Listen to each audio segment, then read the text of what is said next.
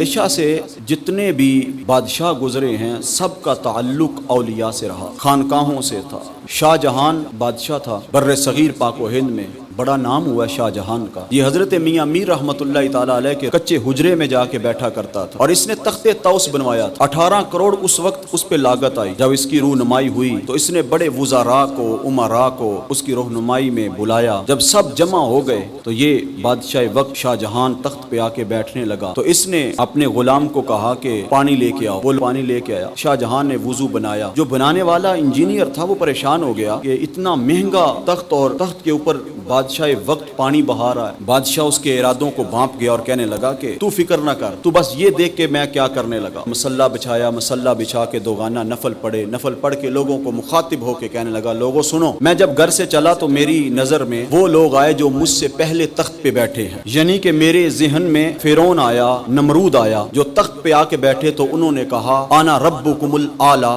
ہم سب سے بڑے رب ہیں۔ میں جب اس تخت پہ آنے لگا تو میرے دل میں ان کا تصور آیا، میں نے اس لیے مصلہ بچھا کے سر سجدے میں رکھ کے کہا سبحان ربی الاعلی، سبحان ربی۔